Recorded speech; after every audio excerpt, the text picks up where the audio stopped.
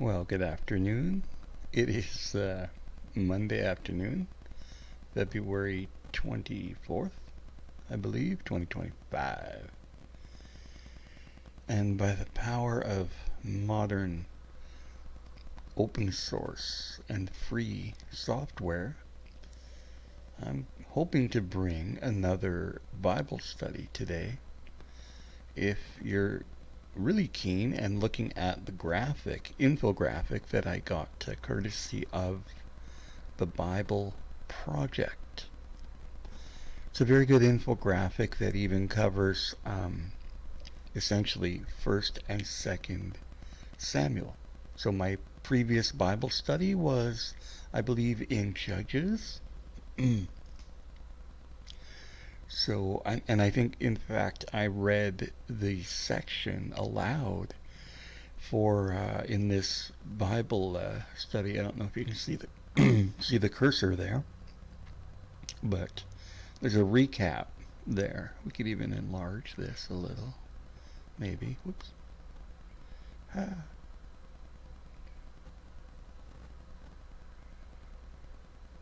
There. You can just listen. So there's a little recap. There's Israel, their covenant on Mount Sinai, um, all the chaos from Judges. They actually make it to the promised land, and essentially they can't get the whatever enemies out of the land, but they're able to dwell in the promised land. And they couldn't keep the rules of God's covenant. And then we have Ehud. That's the one I read about. So I'm going to just go over this a little bit. Right now I'm going to put that back to the right size. I'm going to pause the video recording for a moment, and I'm going to get maybe more. I've had a lot of coffee, so essentially, yeah, just going to set up. But there's the intro. So if you want to grab your Bible and have 1st and 2nd Samuel kind of handy. Again, as a lowly field minister, most of what I'm talking about is kind of review for any really devout Christian, practicing Christian, someone who actually studies the Bible. Uh, anyway, essentially, most of my Bible studies are targeted towards people who wouldn't really go to a church, and they may or may not be believers yet. So people kind of don't want to hear it, but I'm going to plow through it because I've only lost one subscriber since I've been putting my Bible studies up. So who cares? I don't really have that many subscribers anyway, so it's not that big a deal. It's my own part of my own devotionals to show people what I'm reading and what I think about it. So that's about it. I'll be back in a bit. Okay.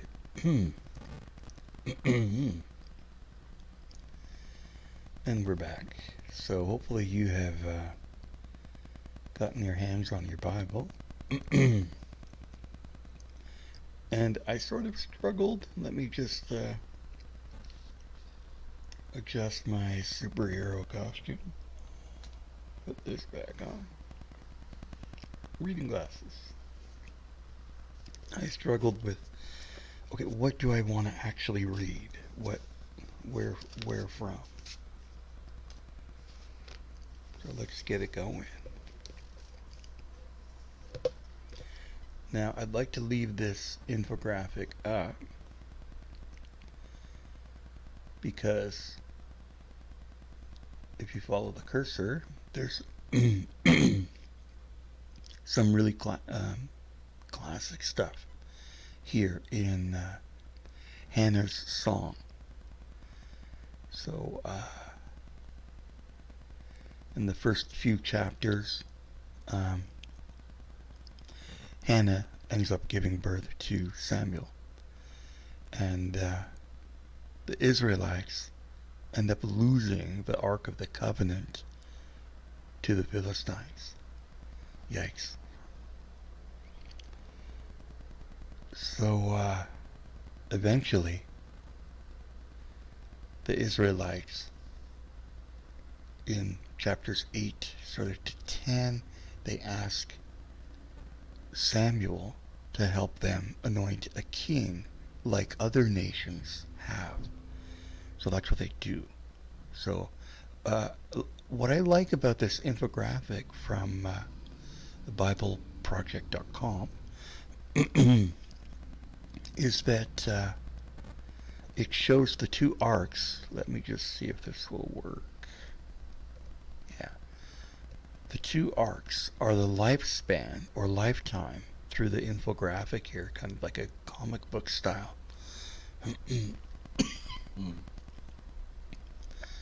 And it shows how the life of Saul and David actually overlap and how those events interplay. So I'm just going to leave it right there with the graphic. I chose to read the quintessential time in David's life where things really changed for David. Okay, here we go. From 1 Samuel, verse 16, and hopefully if I can get through without spluttering too much. There we go. All right. So, chapter 15 closes with this interesting sort of closure of events between Saul and Samuel. Then Samuel went to Ramah, and Saul went up to his house at Gibeah of Saul.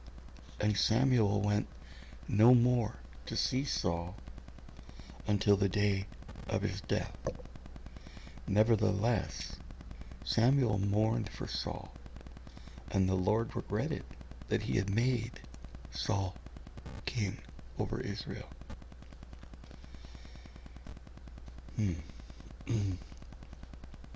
Now the Lord said to Samuel, "How long will you mourn for Saul, seeing that I have rejected him from reigning over Israel?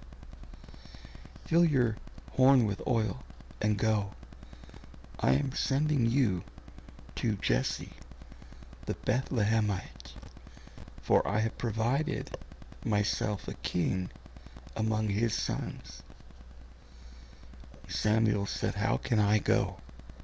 If Saul hears it, he will kill me." But the Lord said, "Take a heifer with you, and say, I have come to sacrifice to the Lord. Then invite Jesse to the sacrifice, and I will show you what you shall do. You shall anoint for me the one I name to you."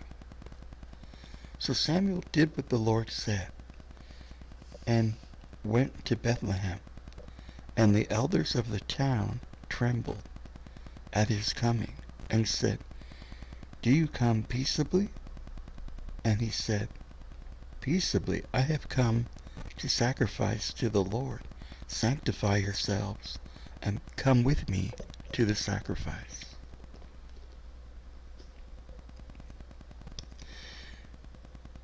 Then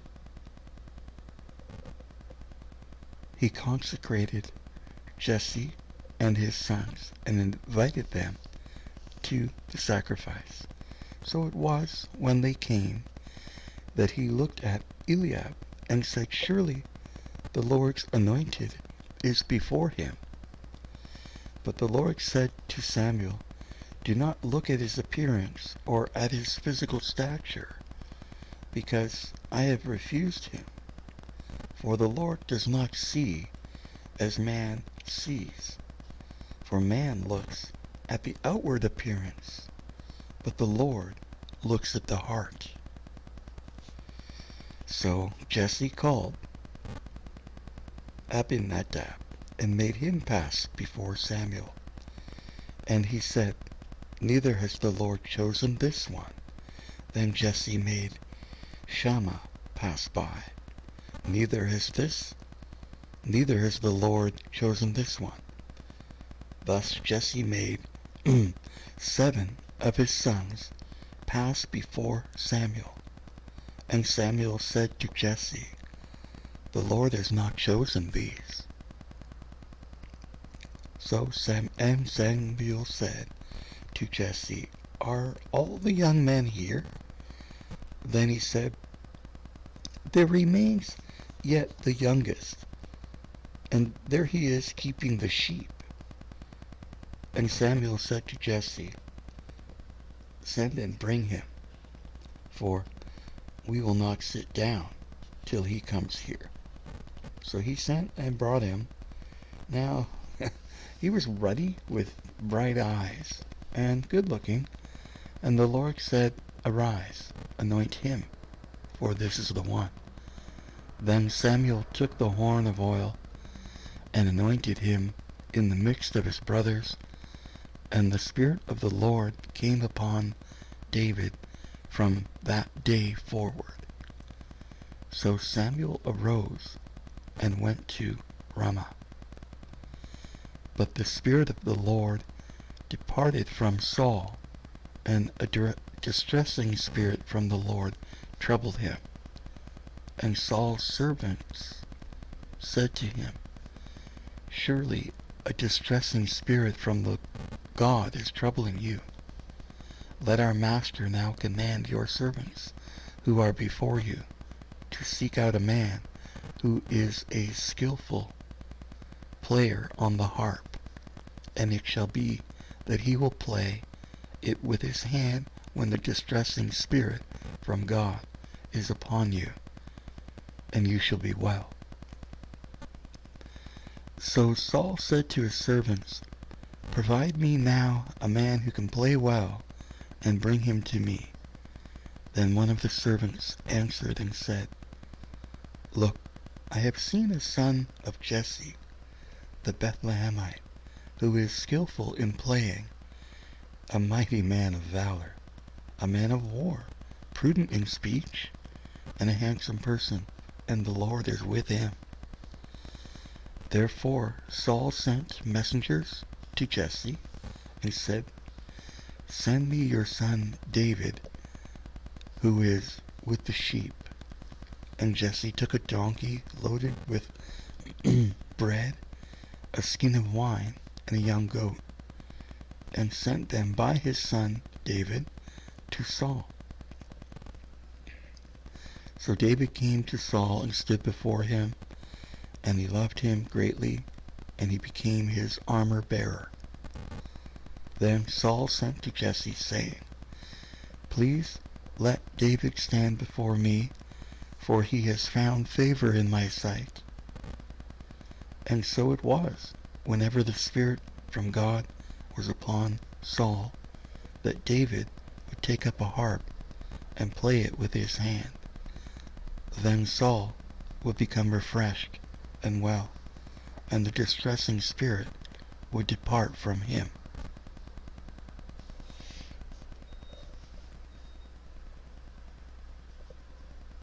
There you go.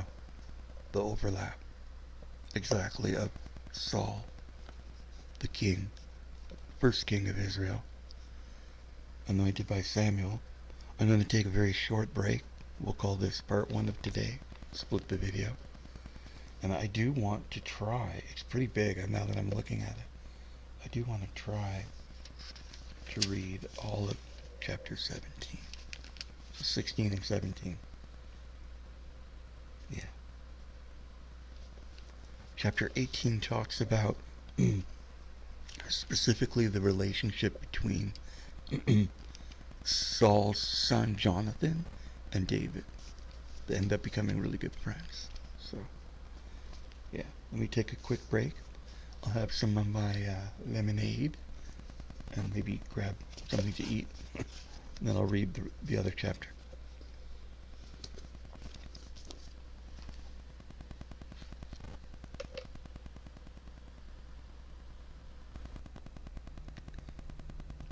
Okay, welcome back. Now, before we get into reading chapter 17 of 1 Samuel, this little, if you look where the cursor is, this little section, Hannah's son grows up to become this huge prophet leader. And it happens at a time when Israel, their biggest enemy, the Philistines, also rise in power. And in this huge, crucial battle, the Israelites get a little confident and arrogant, and they trot the Ark of the Covenant out to the front of the battle as some kind of a magic trophy. And it's because of this presumption and the pridefulness of this that the ark actually gets stolen by the Philistines, and it gets sent to the temple of their god, Dagon. And eventually God responds, the God of Israel responds by sending plagues and wiping out so many Philistines that they ultimately just send the ark back. And yeah, it's really quite a situation. So the point of that, for me, is that God is not like our trophy God. We don't just, tell God what to do, sort of thing. So it's that opposition to pride. God opposing pride is a key theme here.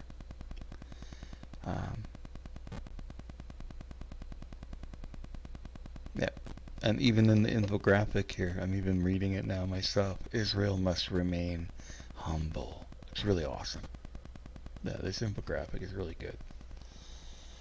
It goes through this whole scene. So let's quickly go to chapter 17, and we'll make my simple, very smooth, seamless, virtually seamless. Smoke and mirrors. Nobody is the wiser that I have different glasses on.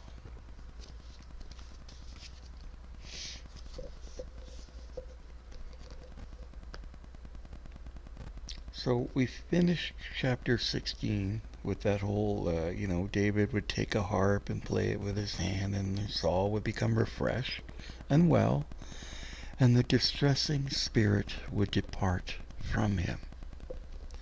Now, the Philistines gathered, we're starting chapter 17 now. Now the Philistines gathered their armies together to battle, and were gathered at Saga, which belongs to Judah. They encamped between Saga and Azekah in Ephes Damim. And Saul and the men of Israel were gathered together, and they encamped in the valley of Elah, and drew up in battle array against the Philistines. The Philistines stood on a mountain on one side, and Israel stood on a mountain on the other side, with a valley between them. And a champion went out from the camp of the Philistines, named Goliath, from Gath, whose height was 6 cubits and a span. He had a bronze helmet on his head, and he was armed with a coat of mail. And the weight of the coat was 5,000 shekels of bronze. And he had a bronze armor on his legs and bronze javelin between his shoulders. Now the staff of his spear was like a weaver's beam, and his iron spearhead weighed 600 shekels. And the shield bearer went before him. Then he stood and cried out to the armies of Israel, and said to them, "Why have you come out to the line up for battle? Am I not a Philistine, and you the servants of Saul? Choose a man for yourselves, and let him come down to me. If he is able to fight with me and kill me, then we will be your servants. But if I prevail against him and kill him, then you shall be our servants and serve us." And the Philistines said, "I defy the armies of Israel this day. Give me a man, that we may fight together." When Saul and all Israel heard these words of the Philistine, they were dismayed and greatly afraid. Now David was the son of that Ephrathite of Bethlehem, Judah, whose name was Jesse, and who had 8 sons. And the man was old, advanced in years, in the days of Saul. The 3 eldest sons of Jesse had gone to follow Saul to battle.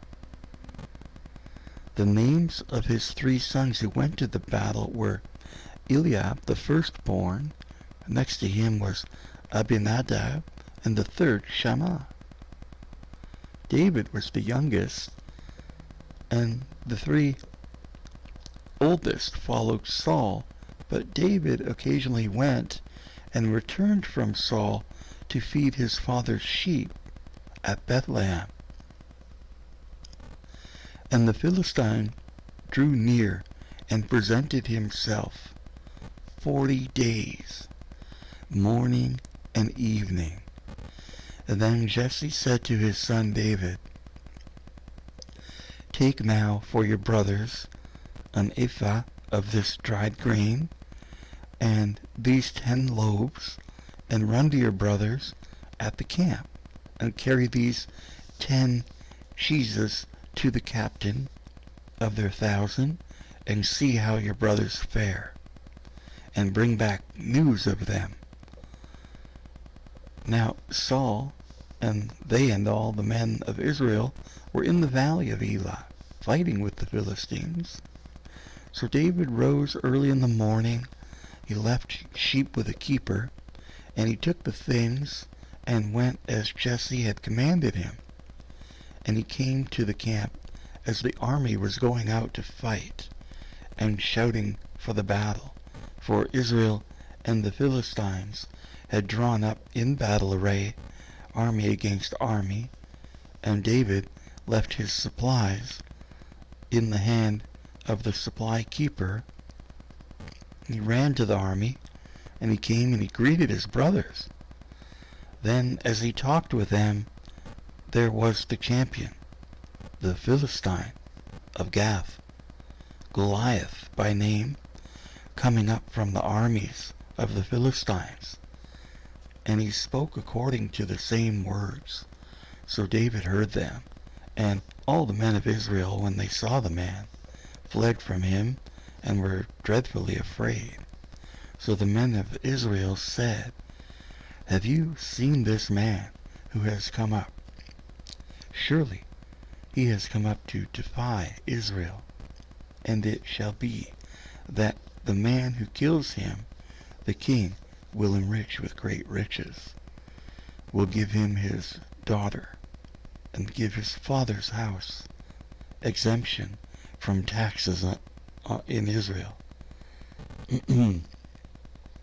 Then David spoke to the man who stood by him, saying, What shall be done for the man who kills the Philistine and takes away the reproach from Israel?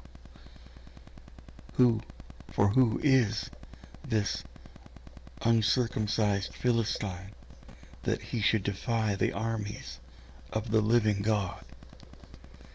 And the people answered him in this manner, saying, So shall it be done for the man who kills him.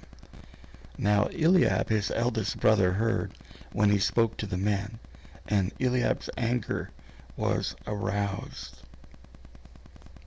against David, and he said, Why did you come down here? And with whom have you left those few sheep in the wilderness? I know your pride and the insolence in your heart, for you have come down to see the battle. And David said, What have I done now? Is there not a cause? Then he turned from him toward another and said the same thing. And these people answered him as the first ones did. Now, when the words which David spoke were heard, and reported them to Saul, and he sent for him, then David said to Saul, Let no man's heart fail because of him. Your servant will go and fight with this Philistine. Wow. So that's the moment when David actually tells Saul. Verse 29. David said, What have I done? There's not a cause. Then he turned from him toward another and said the same thing, and these people answered him as the first ones did. Now when the words which David spoke were heard, they reported them to Saul, and he sent for him. Then David said to Saul, Let no man's heart fail because of him. Your servant will go and fight with this Philistine. Saul said to David, You are not able to go against this Philistine to fight with him, for you are a youth, and he a man of war from his youth. But David said to Saul, Your servant used to keep his father's sheep, and when a lion or bear came and took a lamb out of the flock, I went out after it and struck it and delivered the lamb from its mouth. And when it arose against me, I caught it by its beard and struck it and killed it. Your servant has killed both lion and bear. And this uncircumcised Philistine will be like one of them, seeing he has defied the armies of the living God. Moreover, David said, The Lord who delivered me from the paw of the lion and from the paw of the bear, he will deliver me from the hand of this Philistine. And Saul said to David, Go, and the Lord be with you. Right? Vaya con Dios. So Saul clothed David with his armor, and he put a bronze helmet on his head. He also clothed him with a coat of mail. David fastened his sword to his armor and tried to walk, for he had not tested them. And David said to Saul, I cannot walk with these, for I have not tested them. So David took them off. Then he took his staff in his hand, and he chose for himself 5 smooth stones from the brook, and he put them in a shepherd's bag, in a pouch which he had, and his sling which was in his hand, and he drew near to the Philistine. So the Philistine came and began drawing near to David, and the man who bore the shield went before him. And when the Philistine looked about and saw David, he disdained him, for he was only a youth, ruddy, good-looking. So the Philistine said to David, Am I a dog that you come to me with sticks? And the Philistine cursed David by his gods.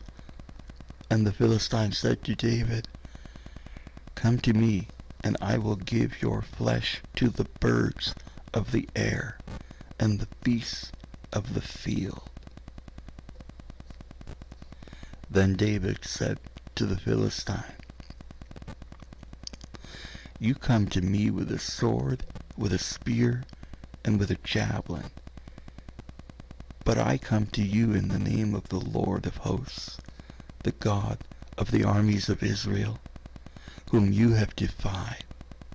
This day the Lord will deliver you into my hand, and I will strike you and take your head from you. And this day I will give the carcasses of the camp of the Philistines to the birds of the air and the wild beasts of the earth, that all the earth may know that there is a God in Israel. Then all this assembly shall know that the Lord does not save with sword and spear, for the battle is the Lord's, and he will give you into our hands. So it was, when the Philistines arose and came and drew near to meet David, that David hurried, and he ran toward the army to meet the Philistine. And then David put his hand in his bag, and he took out a stone, and he slung it, and struck the Philistine in his forehead, so that the stone sank into his forehead, and he fell on his face to the earth. So David prevailed over the Philistine with a sling and a stone, and struck the Philistine and killed him. But there was no sword in the hand of David. Therefore David ran, and he stood over the Philistine, and he took his sword and drew it out of its sheath and killed him, and cut off his head with it. I should have put up a parental advisory warning before reading this. Yikes. So David actually cut Goliath's head off with Goliath's own sword. Okay.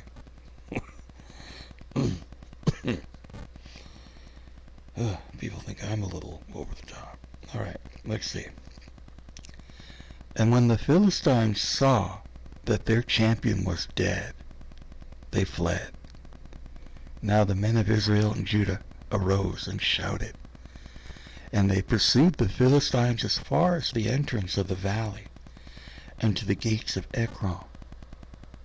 And the wounded of the Philistines fell along the road to Sharim, even as far as Gath and Ekron.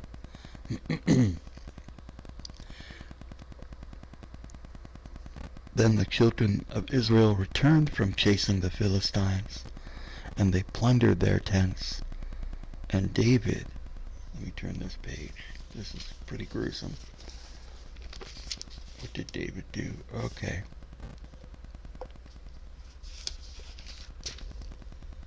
And David took the head of the Philistine. I thought he did that. Okay, oh my goodness. And brought it to Jerusalem. But he put his armor in his tent. When Saul saw David going out against the Philistine, he said to Abner, the commander of the army, "Abner, whose son is this youth?" And Abner said, "As your soul lives, O king, I do not know." So the king said, "Inquire whose son this young man is." Then as David returned from the slaughter of the Philistine, Abner took him and brought him before Saul, with the head of the Philistine in his hand. And Saul said to him, "Whose son are you, young man?" So David answered, "I am the son of your servant Jesse, the Bethlehemite." Now, I'll just ramble into chapter 18 very briefly. Now, when he had finished speaking to Saul, the soul of Jonathan, the soul of Jonathan was knit to the soul of David, and Jonathan loved him as his own soul. Saul took him that day and would not let him go home to his father's house any more. Then Jonathan and David made a covenant because because he loved him as his own soul. And Jonathan took off the robe that was on him, and he gave it to David with his armor, even to his sword and his bow and his belt. So David went out whenever Saul sent him, and behaved wisely, and Saul set him over the men of war, and he was accepted in the sight of all the people, and also in the sight of Saul's servants. Now it happened as they were coming home, when David was returning from the slaughter of the Philistine, that the women had come out of all the cities of Israel, singing and dancing to meet King Saul, tambourines with joy, and with musical instruments. So the women sang as they danced. Saul has slain his thousands, and David his 10,000s. So I'll stop right there, because the next line is, "Then Saul was very angry." And we plow right in to, as Saul is rising and falling, we see David slowly rising up. He slaughters Goliath. And as soon as Saul hears the women singing about David in, I guess, a more reverent tone, it's really classic. Wow. I will highlight here. I'm just gonna. Yeah, that's epic. Just gonna go like this and quickly look at it right here. So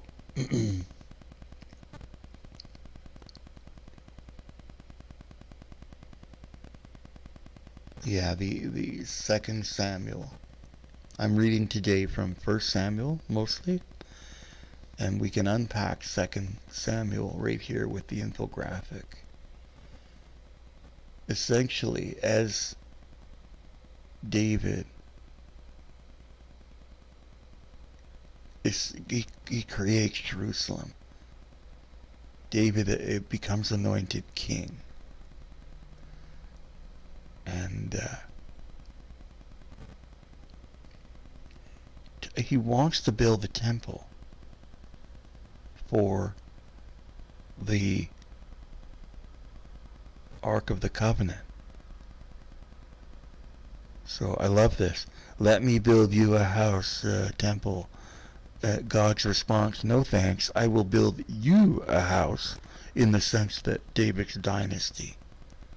So there is a covenant between David and God.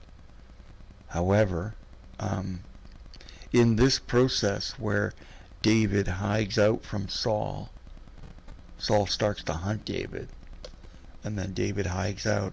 He has several opportunities to actually kill Saul, and he doesn't. So, yeah, really an interesting part of all that. And just getting through that reading, I already realize I'm way over the time I thought I was going to have here. So I'll do 2nd Samuel in another thing because it's really all about David. And there are epic parts of what David does. So that's a whole other Bible study. So unpacking 1st and 2nd Samuel will take 2 parts. So there will be a part 3 of Old Testament.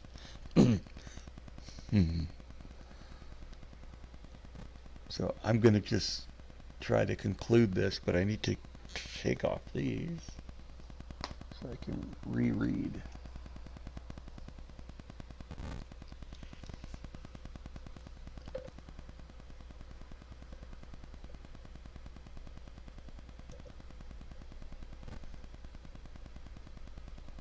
The second book of Samuel picks up after Saul's death, basically. And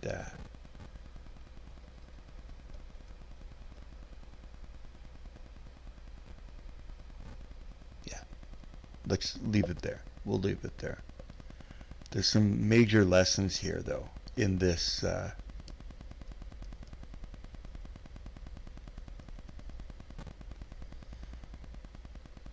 it's the pride. It's this constant Israel needs a humble, faithful king. And what happens is,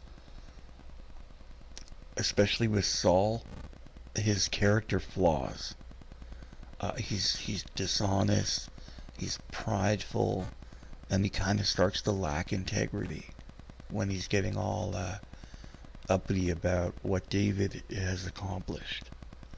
So, and ultimately, he makes a it's really hard for non-Christians to understand that in the Old Testament they actually did do sacrifices and God accepted the sacrifice. So essentially Saul does a bad sacrifice is part of his downfall. Yeah, chapters 13 and 15 talk about how he disobeyed God's commands. And then he has to sit back and watch as God exalts this humble, really humble guy, David.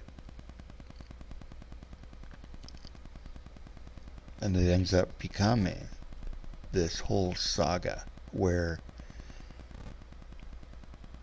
David ends up losing Jonathan, his best friend, and the king who kind of made him, helped him in life in many ways.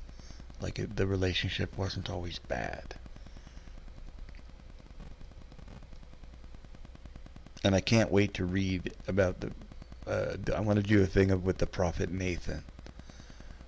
And, yeah. How David ends up kind of going through a situation of downfall as well. So may God keep and protect everyone. I'm going to keep it really simple, and I'm going to ask for my own safety, for prosperity, safety, and guidance to know God's will. Yes.